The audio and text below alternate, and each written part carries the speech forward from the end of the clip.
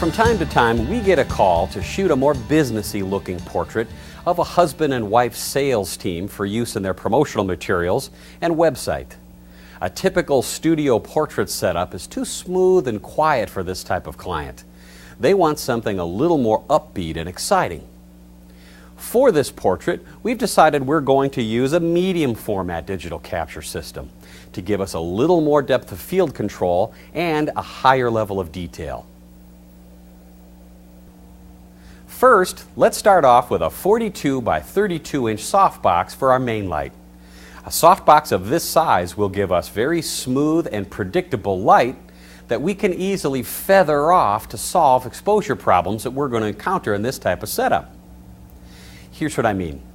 When we have our softbox placed in the vertical position, like we're just going to be lighting one person, we'll find out that when we put two people in, the person that's furthest from the light, let's call that position 1, can be exposed properly from that main light, but the person closest to the light, let's call that position 2, will be greatly overexposed because they're so much closer to the light source.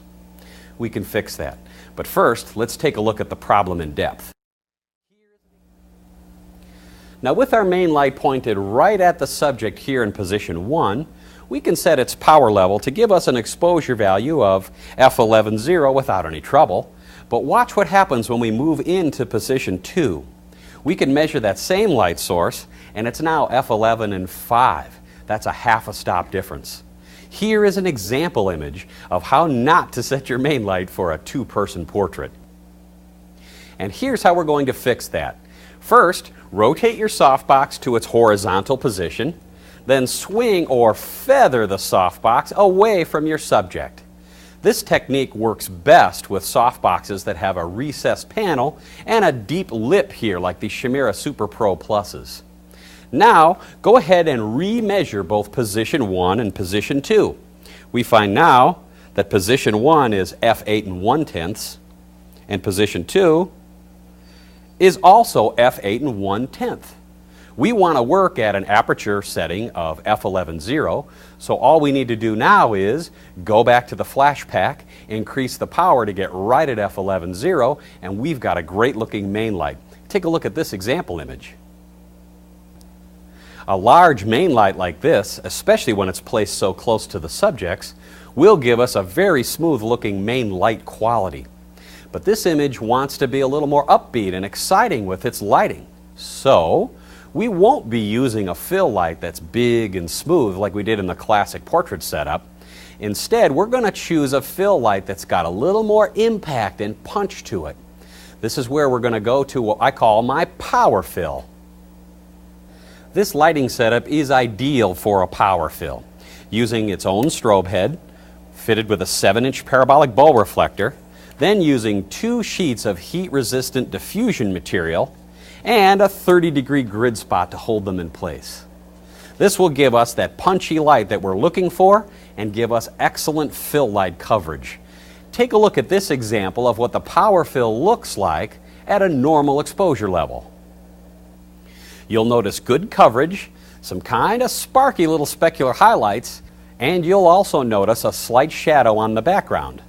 This is where, when we use the power fill technique, we either have to separate our subject from the background by a great distance, or we'll use a background light to go ahead and wipe out that shadow.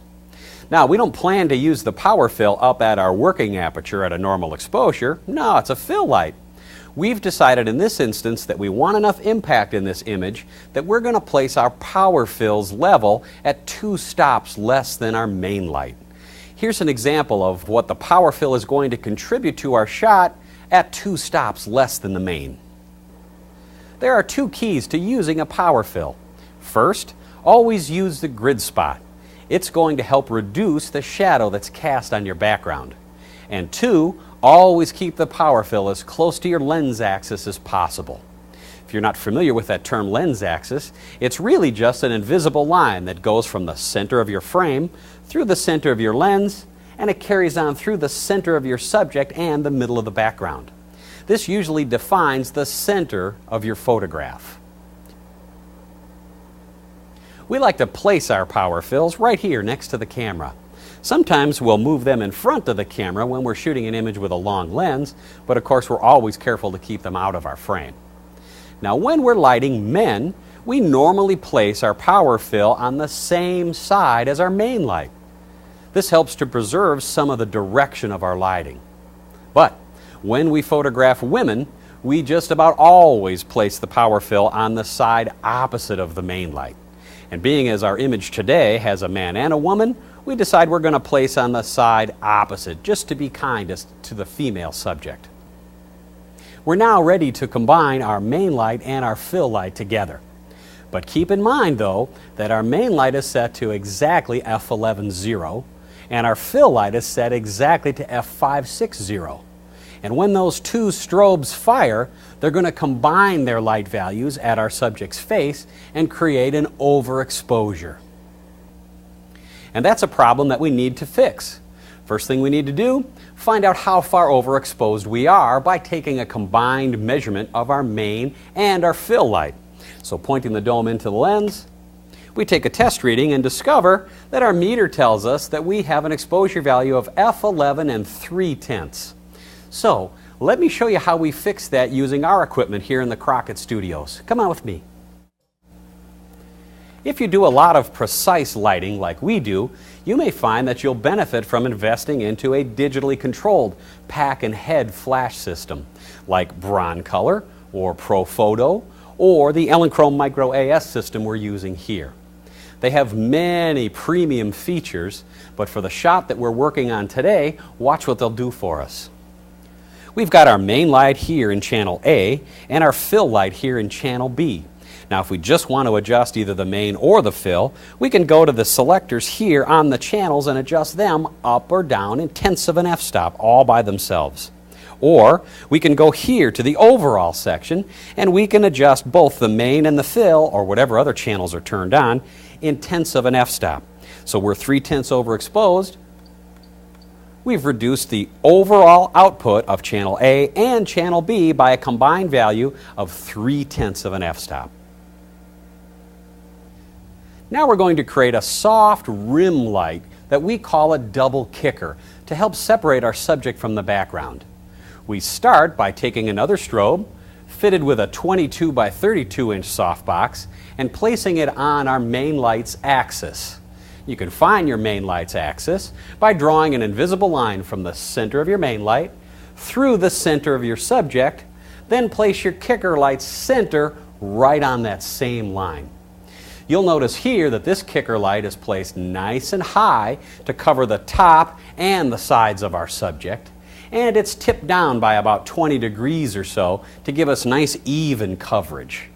Now make sure that you place your kicker lights at least 6 inches out of your frame to help reduce any lens flare potential, and make sure you don't put them too far back, because the further away your light source is from its subject, the higher its contrast will be. And we want a nice, smooth kicker light. Kicker lights get their name from the fact that their soft, broad light quality tends to kick the subject off the background. And kickers are very easy to meter too. We'll simply take our flash meter, put it behind the head of our subject in position 1, closest to this kicker light, and point the dome straight into the light source. Take a meter reading and set our power level based on what our meter tells us. Our working aperture is f11.0 for this shot. And because we want that nice soft kicker to be present but not overbearing, we've decided we're going to place that kicker value at 1 stop less than our working aperture. So that means we'll adjust the power of that kicker light until we get a meter reading of f8.0. Let's take a look at an example of what this one kicker light gives us. Now let's add a second kicker light to complete our double kick setup. Make sure that you use the same identical light modifier as your first kicker, elevate it to the same height, tip it down at the same angle, and meter it the same way you did your first kicker. This ensures the smooth, seamless look from one side to the other on this double kick setup. Let me show you an example image of what this kicker looks like all by itself and exposed at f8.0. Now let's fire both kickers at once and look at the great rim light we get. One issue you probably will have to contend with when using soft boxes for kicker lights is lens flare. 3 great ways to eliminate or at least drastically reduce lens flare potential is to first use a very good quality lens, and a long focal length lens at that keeps you at least 8 feet away from your subject. 2, use the best quality lens hood that you can find for your lens. If you think the manufacturer's lens hood doesn't do a good job, then use a third-party aftermarket lens hood. Roll it all the way out to its maximum and then bring it back so it's no longer clipping into your frame. That's going to give you the best protection of any sort of stray light entering your lens. And third, if you're still having troubles with lens flare, try using grids on your soft boxes. We use fabric grids here that Velcro in place, and these drastically reduce the side spray of our light and will eliminate any sort of lens flare problems. We'll put a finishing touch on this image by using a little bit of an unusual technique for our background. Let's start by using a gray muslin. We'll place a background light about 3 feet away from that muslin, right in the middle, with a 7-inch parabolic bow reflector. Then we'll adjust the power of that strobe so that right here in the center, it gives us an exposure value of f11.0. Take a look. Now let's refine our background light by adding a 40-degree grid spot to narrow the beam of light and give us this great result. Now let's add some impact to our background light by making it a vivid blue color by using a sheet of full CTB blue. That stands for Color Temperature Blue Gel. You can get these gels at pretty much any pro camera store. But remember, when you put a gel, just like when you use a filter, in front of your light, you're going to have to increase the power to get it back at f11.0. So we'll put on the gel, we'll kick up the power, and take a look at this great looking background light. So now with our main at just under f11 and our fill light at just under 5.6 combining to give us f11.0, we add in the double kickers at f8.0 and our background light whose center is f11.0, and we get a great looking and client pleasing image.